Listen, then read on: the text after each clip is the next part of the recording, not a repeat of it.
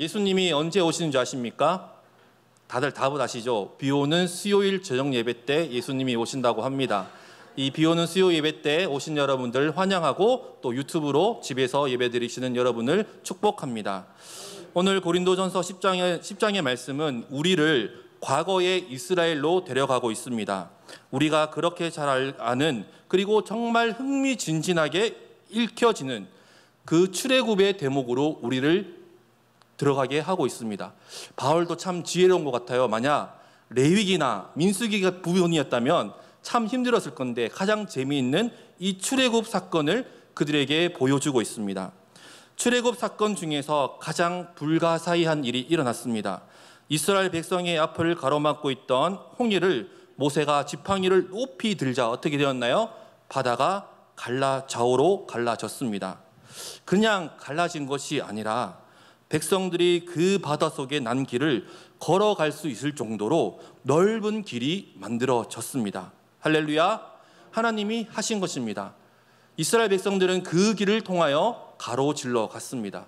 만약 우리가 이스라엘 백성이었다면, 우리가 그 자리에 있었다면 아마 한참 동안 가지 못했을 거예요. 왜 못 갔을까요? 전복도 주어야 되고 새우도 잡아야 되고 떨어지는 모든 걸 줍는다고 아마 정신이 팔려가지고. 그런데 이스라엘 백성들은 다행히 그것에 신경을 안 쓰고 지나갔습니다. 이스라엘 백성들은요 정말 놀라운 경험을 했습니다. 아마 정말 기적을 밥 먹듯이 본 사람들이 이때의 이스라엘 백성들입니다. 애굽에 내려졌던 10가지 재앙이 기억나실 것입니다. 그렇지만 이스라엘 입장에서는요 그것이 무엇이었을까요? 10가지 기적이었습니다.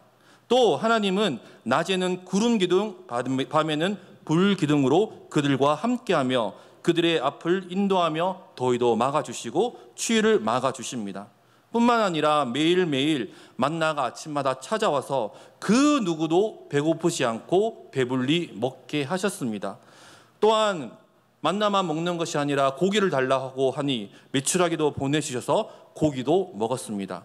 그것만 있나요? 그들의 옷과 신발이 헤어지지 않았다고 성경은 말하고 있습니다. 참으로 출애굽한 이스라엘 백성들은 매일매일 순간이 하나님과의 동행이었고 기적의 순간이었습니다. 우리가 그 현장에 있다고 생각해 보시기 바랍니다. 내 눈으로 그 기적을 보고 내 몸으로 그 기적을 체험하고 하나님을 그렇게 만나고 있는데 하나님을 배반할 수 있을까요? 하나님을 절대로 떠날 수가 없을 것입니다. 우리가 흔히 쓰는 말 중에 이러한 말이 있습니다. 몸이 멀어지면 마음도 멀어진다. 무슨 말인가요? 아무리 사랑하던 연인이라도 자주 만나지 못하고 이렇게 멀리 떨어져 있으면 점점 마음이 떠나가서 결국 헤어지고 만다는 것입니다. 중요한 것은 계속해서 붙어 있어야 하고 계속해서 만나야 하는 것입니다. 우리의 신앙도 그렇습니다. 하나님을 계속해서 만나지 않으면 조금씩 믿음을 잃어가는 것입니다. 그리고 결국 믿음을 다 까먹어서 세상 사람과 다를 바 없는 삶을 살아가게 되는 것입니다. 그렇게 본다면 지금 우리는 이 코로나19 시대를 살아가는 우리는 정말로 조심해야 합니다. 하나님을 가까이 하는 것이 점차 어려워지고 있기 때문입니다. 교회에 모여서 예배를 정말로 자유롭게 드리는 그날이 오기를 소망합니다. 이렇게 우리가 모이기 힘드니까 유튜브로 예배를 드립니다. 그러니까 사람들은 이렇게 말합니다. 꼭 모여서만 예배를 드려야 하나요? 교회에서 꼭 모이는 것이 아니라 유튜브로 아니면 기독교 방송으로 예배를 드리면 되지 않나요? 지금 우리가 현장과 유튜브로 예배를 드리는 것처럼 말이죠. 맞습니다. 그것도 예배입니다. 그러나 온라인으로 계속해서 예배 드리는 것은 진정한 예배로 나가기가 너무 어렵다는 것입니다. A.W. 토저 목사님의 책 예배인가 쇼인가에 보면 그 책에서 진정한 예배를 위한 3가지 요소가 나옵니다. 첫 번째는 태도, 두 번째는 지속적인 행동, 세 번째는 감정적인 것입니다. 그 중에서 태도를 본다면요, 신령과 진정으로 예배를 드리라고 토저 목사님은 말하고 있습니다. 자, 한번 생각해 보시기 바랍니다. 교회에 와서도 종종 우리가 보면 졸고 있는 분들을 보게 되어집니다. 그런데 참 교회가 편하니까 졸겠죠. 정말 불편한 자리면 졸지 않겠지만 조시는 분도 있습니다. 또 어떤가요? 설교를 듣다가 갑자기 딴 생각이 머리에 확 떠오릅니다. 또 전화가 띠링띠링띠링 울려요. 이 전화를 받아야 되나 말아야 되나. 사람을 보니까 중요한 일 같은데, 이렇게 예배당에 나와서 예배를 드려도 신령과 진정으로 나아가지는 못하는 모습이 종종 우리는 보게 되어집니다. 그런데 아마 집에서 예배를 드린다면 이것보다 더 심하게 더 분주하고 또 집중이 안 될 것입니다. 우리가 초반에는 온라인으로 예배 드릴 때 그래도 교회 가는 복장으로 옷을 깨끗하게 입고 예배를 드렸습니다. 그런데 시간이 길어지다 보니까 어떻게 하나요? 예배 시간 다 돼서 그냥 그때 일어나가 눈곱만 띄고 그냥 옷을 대충 입고 예배 드렸었던 모습이 생각나실 것입니다. 바로 그렇기 때문에 신령과 진정으로 나가기 어렵기 때문에 모여서 같이 예배 드려야 한다는 것입니다. 그래서 우리는 기회가 있으면 모여서 예배를 드려야 합니다. 그리고 나의 예배를 받으시는 주님께 신령과 진정으로 이 시간 예배 드리시기 바랍니다. 이스라엘 백성은 계속해서 하나님의 기적을 보았습니다.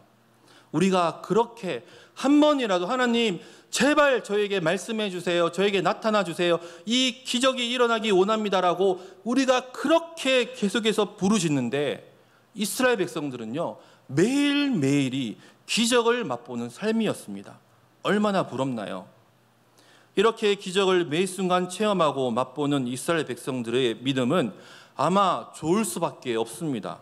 당연하겠죠. 매일매일 하나님과 동행을 하니까요. 하지만 그들의 행악을 우리는 알고 있습니다. 바울도 그것을 말하고 있습니다. 매일매일 하나님의 기적을 체험한 그 백성들이 죄악에 빠졌다고 말합니다. 홍해를 가로지르며 온 백성이 침례를 받았습니다. 또 만나와 메추라기로 신령한 음식을 먹고 반석에서 물이 솟아나서 그들은 예수님의 피와 몸을 매 순간마다 먹고 마셨습니다. 그랬던 그들은 하나님을 시험하고 죄악에 빠져듭니다. 7절에 그들은 우상 숭배에 빠졌습니다. 8절에 그들은 음행을 저질렀습니다. 9절에 그들은 하나님을 시험하였습니다. 또 10절에 그들은 하나님께 불평하고 원망하는 죄를 저지르고 맙니다.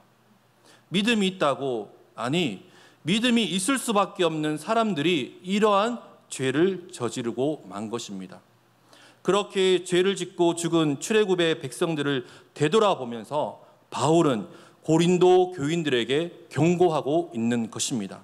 그리고 현재를 살아가는 우리들에게도 경고하고 있는 것입니다. 우리 11절과 12절을 같이 읽기를 원합니다. 시작. 그들에게 일어난 이런 일은 본보기가 되고 또한 말세를 만난 우리를 깨우치기 위하여 기록되었느니라. 그런즉 선줄로 생각하는 자는 넘어질까 조심하라. 아멘.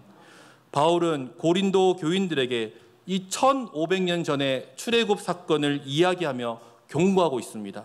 또 이 고린도 전서를 읽고 있는 2000년 후에 우리에게도 똑같이 경고하고 있는 것입니다. 선줄로 생각하는 자는 넘어질까 조심하라. 믿음이 있다고 교만에 빠진 너희들이여 정신을 차리라고 말하고 있는 것입니다. 고린도 교회의 많은 사람들은 자신이 믿음이 있는 사람이라고 생각했습니다. 그리고 믿음을 보여준다는 명분으로 우상의 재물을 먹고 마셨습니다. 고린도전서 8장 10절입니다.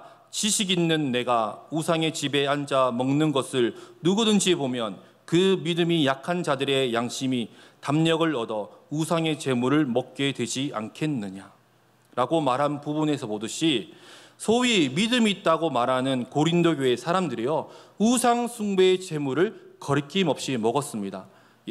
우리가 2, 3주 전에 8장의 내용을 보면서 들었던 것을 기억나실 것입니다. 그렇게 그들은요 계속해서 우상의 재물을 먹었습니다. 왜? 나는 믿음이 있으니까 괜찮아. 그런데 그 모습을 본 믿음이 없는 사람들의 그건 어떻게 될까요? 시험에 빠지고 만 것입니다. 이것을 현재로 말한다면요, 이런 내용입니다. 나는 믿음이 있으니까 거리끼는 게 없어요. 그래서 점치는 집 있잖아요. 가서 한번 점을 보고 싶어. 왜? 가서 내가 예수의 이름으로 그 사람이 점이 안 나오게 하려고. 그런 생각 해보신 적 없나요? 점집을 지나갈 때마다 내가 예수의 이름으로 물러가라. 그런 생각을 가지고 만약 우리가 간다고 생각해 보시기 바랍니다. 내가 가서 기도할 거야. 장로님, 권사님들이 점집을 들락날락 끓입니다. 왜? 기도하기 위해서. 그런데 그 내용을 모르는 초신자가 그 모습을 보면 장로님이 권사님 점집에 가네? 똑같은 상황이 바로 고린도 교회와 지금의 이 모습이라는 것입니다. 그것을 본 사람들은 얼마나 충격에 빠질까요? 어떤 교회 일을 CBS 라디오에서 들은 적이 있습니다. 우연히 부목사 한 분이 통화하는 목소리를 들었다.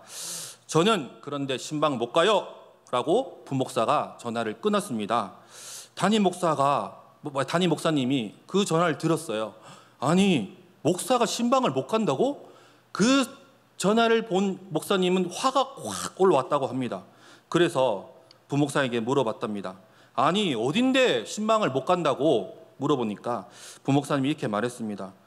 새로 등록한 교인인데요, 룸사롱을 개업한다고 개업 예배를 드려달라고 합니다. 그래서 목사는 그런데 못 간다고 말했습니다. 목사님. 담임 목사님이 순간 열이 올라서 아니, 교인이 부르는데 목사가 안 간다고 말을 하면 안 되지 라고 했답니다. 왜 못 갑니까? 그 영혼은 구원받을 영혼인데 다시 전화하세요. 내가 직접 가겠습니다 라고 담임 목사님이 부목사님을 시켰습니다. 자, 그런데 담임 목사님은요, 이제 속에서 생각이 듭니다. 막상 말해보고 나니까 혹시 누가 내가 룸살롱에 가서 예배드리는 모습을 보고 오해는 하는 것은 아닐까? 어찌할까라고 갈등이 되셨답니다. 그러면서도 들어가면서도 룸살롱에 들어가면서 주위를 몇 번씩 둘러보았답니다. 아는 사람이 있나 없나? 그리고 들어갔답니다. 들어가니까 이 개업 예배라고 사장님이 자신의 VIP가 온다고 사람들에게 말하니까 열댓 명의 아가씨들이 사장님이 VIP 손님 모셨다고 호들갑을 떨며 인사를 했다고 합니다. 그래서 목사님이 인사를 하면서 이제 그 사장님을 손을 잡고 인사하면서 아가씨들 내보내고 우리끼리 예배 드리죠 하면서 예배를 드렸다고 하십니다. 그리고 그 예배를 드리는 가운데 이 룸사롱 사장님이 그의 인생에 쌓여온 아픔과 울분을 다 이야기하였고 바리새인들의 비난을 감수하며 죄인들의 친구가 되셨던 예수님을 목사님이 전했답니다.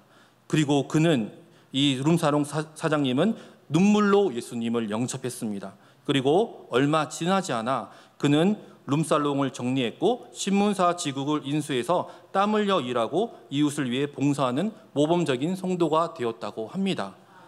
얼마나 아름다운 간증입니까? 아름다운 결과입니다. 목사님이 안 가셨다면 그러한 열매를 맺지 못했을 것입니다. 그런데 말입니다. 목사님이 전도하는 명분으로 술집에 찾아갑니다. 그것도 한 번 가는 게 아니라 자주 찾아가요. 그러면서 요새 코로나같이 힘드니까 손님이 없으니까 내가 미상을 올려준다고 술도 한잔하고 전도합니다. 그러면 그걸 이해할 성도가 있을까요? 없을 것입니다. 바로 이러한 일이요, 고린도 교회에서 일어나고 있었습니다. 자칭 믿음이 있다고 외치던 그들이 가증한 일을 행하고 다녔습니다. 우상 숭배에 빠졌습니다. 음행했습니다. 하나님을 시험하고요, 하나님께 불평하고 원망한 것입니다. 바로 출애굽의 백성들이 한 일을 고린도 교회가 똑같이 저지르고 있었습니다. 우리는 어떠한가요? 출애굽 백성의 모습과 고린도 교회 교인의 모습에 우리의 모습이 발견되지는 않으시나요? 지지난주 담임 목사님의 그 에스라 설교 내용처럼 이스라엘 백성들은 어떻게 했나요? 이방인과 결혼을 했습니다. 왜 결혼을 했나요? 그들에게 도움이 되기 때문입니다. 하면 안 되는데. 이런 것입니다.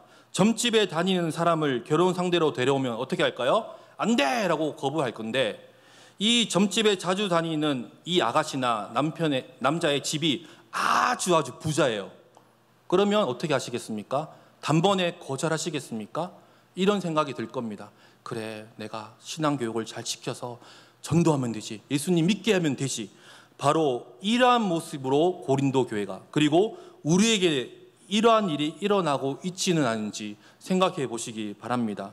그렇기에 바울이 말합니다. 조심하라, 그리고 또 조심하라 입니다. 바울은 조심하였습니다. 그래서인지 그에게는 아무런 흠을 우리가 찾을 수 없었습니다.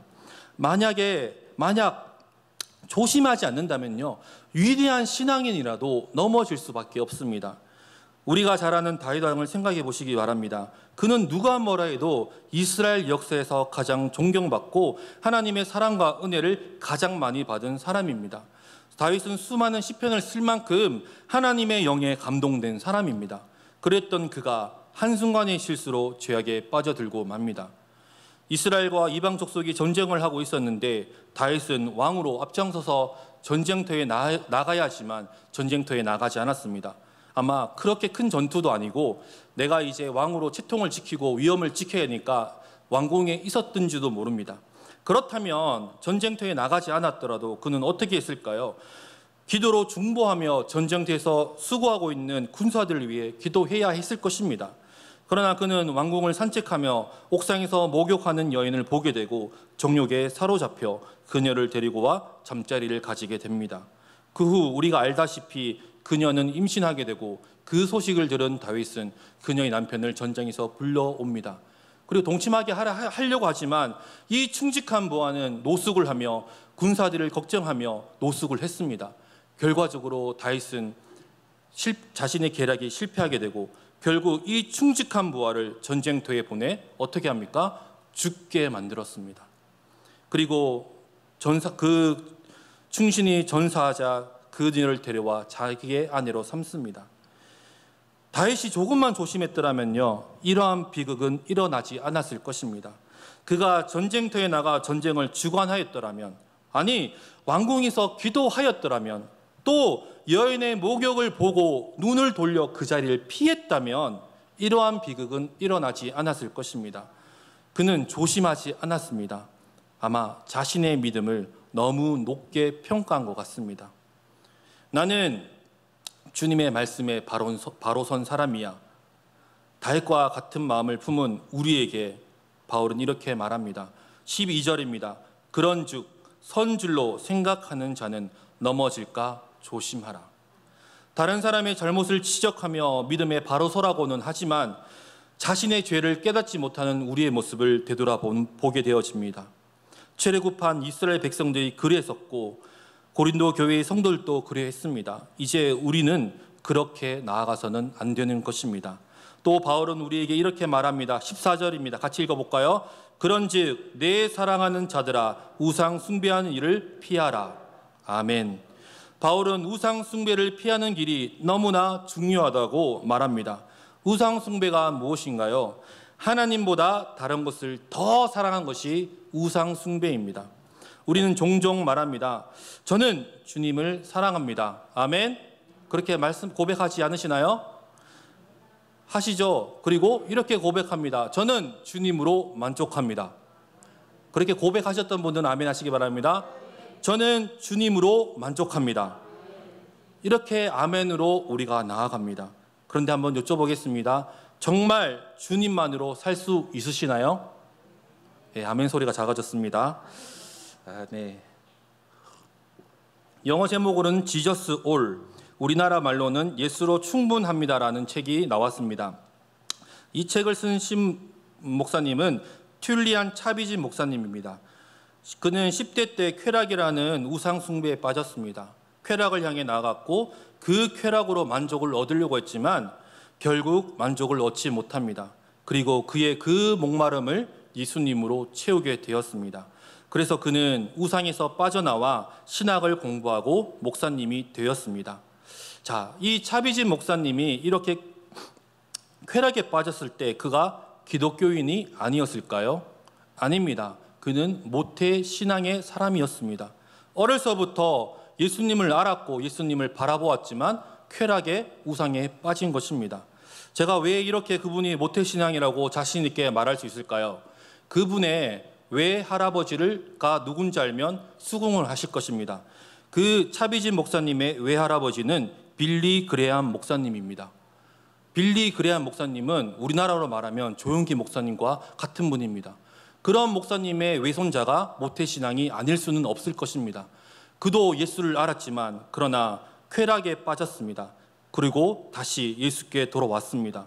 그리고 그가 열심히 사역하면서 여러 책을 출판하였고 앞서 소개한 예수로 충분합니다라는 책을 출판했습니다. 책의 제목에 알 수 있듯이 그는 예수님만으로 충분하다고 우리에게 말하고 있습니다. 아멘. 예수님만으로 충분합니다. 그리고 이 차비진 목사님은 훌륭한 사역을 하셨습니다. 제가 왜 하셨습니다라고 말했을까요? 그것은 불행한 소식이 들려왔기 때문입니다. 바로 이 목사님이 이혼을 했다고 합니다. 이혼을 할 수 있겠죠. 그런데 이 부부가 이혼한 이유가 더 과간입니다. 부부가 서로 불륜을 저질렀기 때문입니다. 왜 예수만으로 충분하다고 말했던 목사님이 이 쾌락이라는 우상에 또 빠졌을까요? 그것은 조심하지 않았기 때문입니다. 그렇기 때문에 우리는 늘 조심하고 또 조심해야 합니다. 예수로 충분하다고 외치면서 우리 한편에 조그마한 다른 것을 둔다면 이렇게 우상이 찾아와서 우리를 유혹하고 죄악의 길로 빠지게 하는 것입니다. 목사님도 그러한 길에 빠질 수 있습니다. 또한 성도님들도 그러한 길에 빠질 수 있습니다. 그렇기에 늘 조심하고 우상 숭배를 멀리해야 하는 것입니다. 우상 숭배는 하나님의 자리를 대신합니다. 수많은 것들이 하나님의 자리를 빼앗으려고 우리에게 다가오고 있습니다.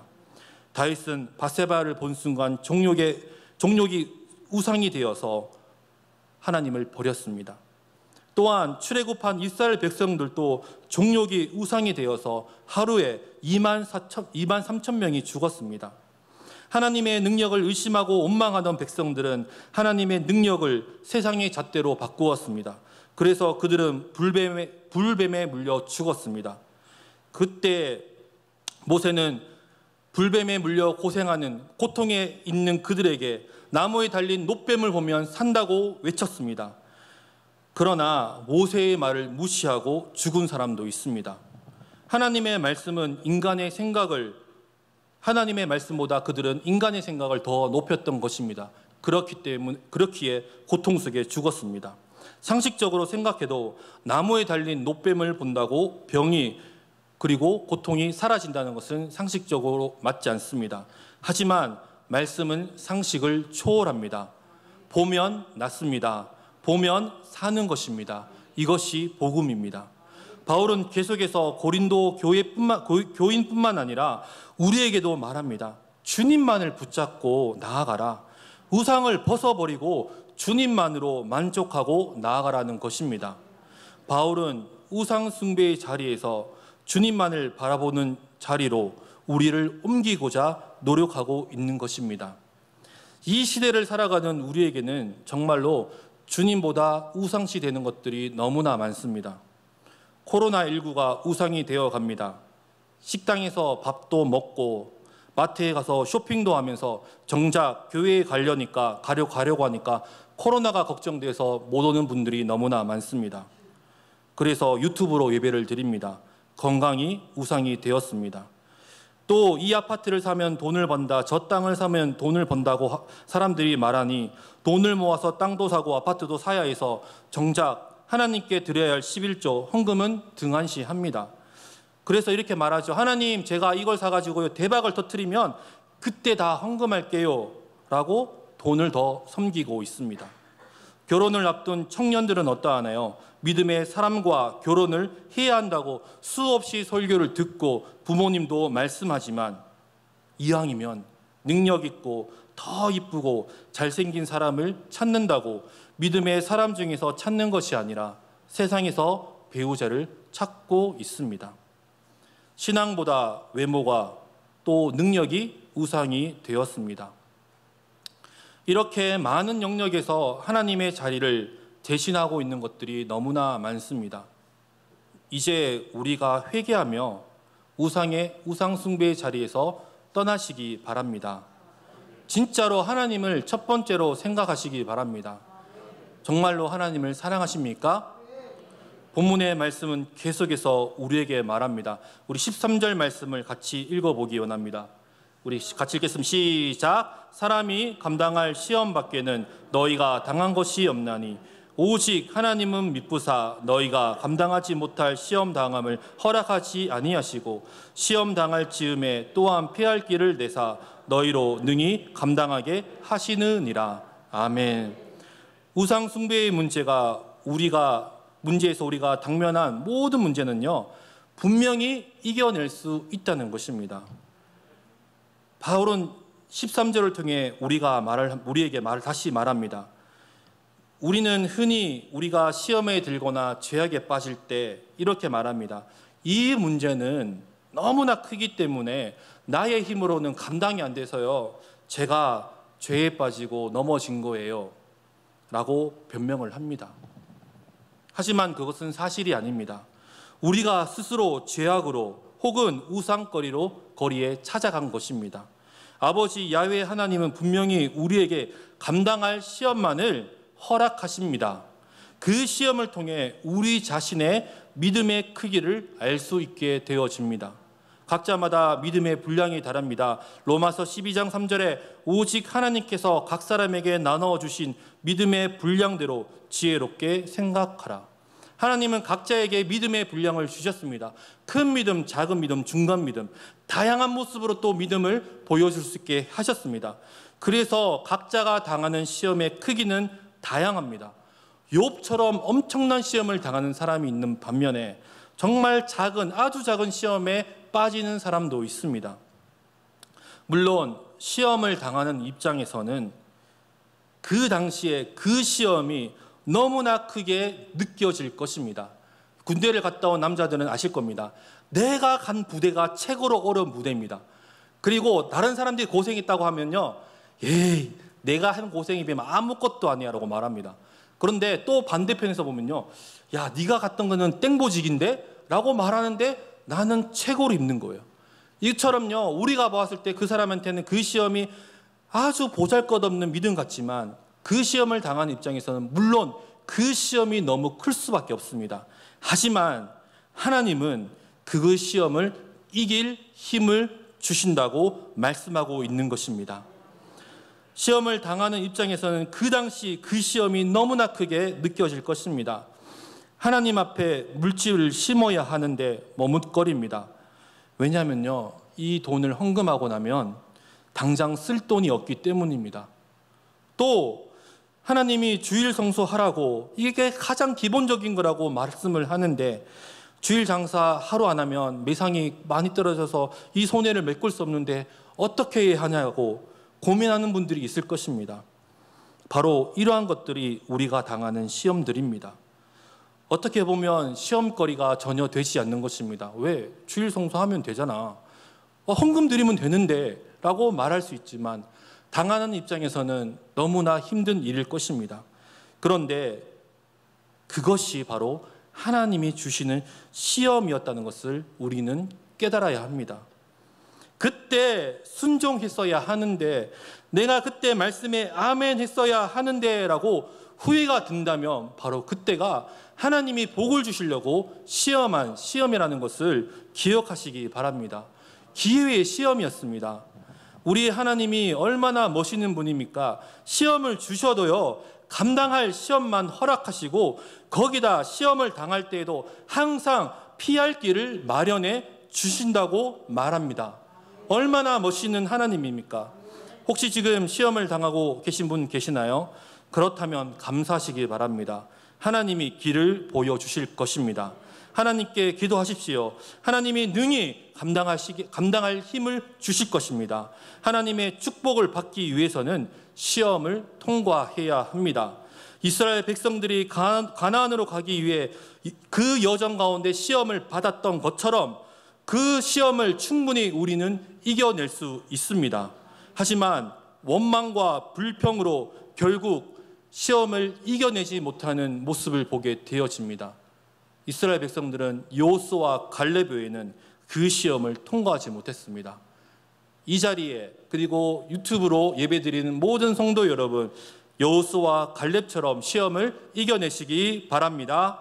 그래서 광야에서 죽는 것이 아니라 가나안으로 들어가시기 바랍니다. 우리도 여호수아와 갈렙처럼 믿음을 지키고 하나님을 신뢰함으로 나아갑시다. 우상이라는 유혹이 찾아올 때 하나님은 분명히 피할 길을 주시고 이겨낼 힘을 주십니다. 다만 우리가 기도하지 않고 부르짖지 않아서 그 음성을 듣지 못하고 길을 찾지 못하는 것입니다.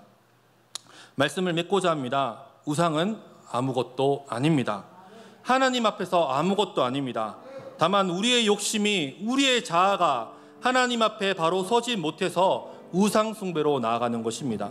그리고 음행하고 하나님을 시험하고 하나님께 원망과 불평을 하는 것입니다. 이제 하나님 앞에서 바로 선 주의 백성 되시기 바랍니다. 하나님은 우리를 만나와 메추라기로 반석에서 물을 내어 주시며 우리를 먹이시고 인도하여 주십니다.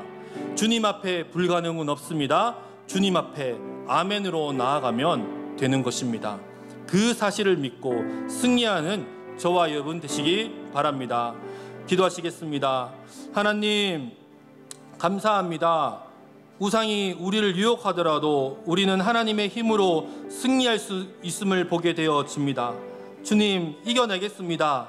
승리하겠습니다. 주님께서 주시는 힘으로 승리하겠사오니 주여 넉넉히 이길 힘을 주시옵소서. 또한 피할 길을 보여주시옵소서. 그래서 감당하게 하여 주시옵소서. 주님이 우리를 책임져 주실 줄 믿습니다. 주님 우리를 이끌어 주시옵소서. 예수님의 이름으로 기도하옵나이다. 아멘. 우리 찬송하시겠습니다. 찬송가 545장입니다.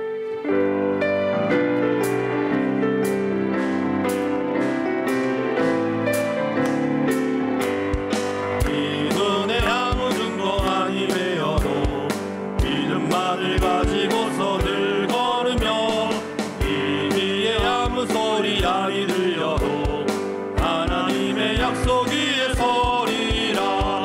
걸어가세 믿음 위에 서서 나가세 나가세 의심 버리고 걸어가세 믿음 위에 서서 눈가지에 아무 증거 없어도 이 눈이 보기에는 어떠하든지 얻은 증거대로 늘 믿으며 이 밤에 의심 없이 살아갈 때에 우리 소원 주 안에서 이루리.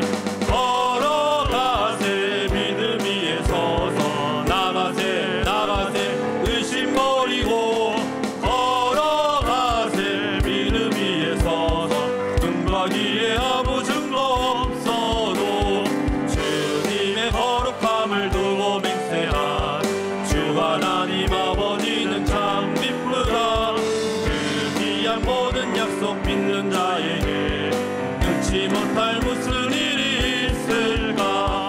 걸어가세 믿음 위에 서서 나가세 나가세 의심 버리고 걸어가세 믿음 위에 서서 눈과 귀에 아무 증거 없어도. 우리 시간 기도하기 원합니다.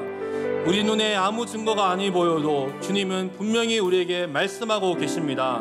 그리고 우리에게 피할 길을 주십니다. 우리에게 힘을 주십니다. 이 시간 여러분 어떠한 우상에 빠져 있습니까? 그 우상에서 벗어나시기 바랍니다. 주님만을 붙잡고 나아가기를 고백하며 이 시간 주여 나의 죄를 용서해 주시고 주님만 바라보며 나아가겠습니다라고 우리 시간 같이 주여 한번 부르시고 기도하시기 바랍니다.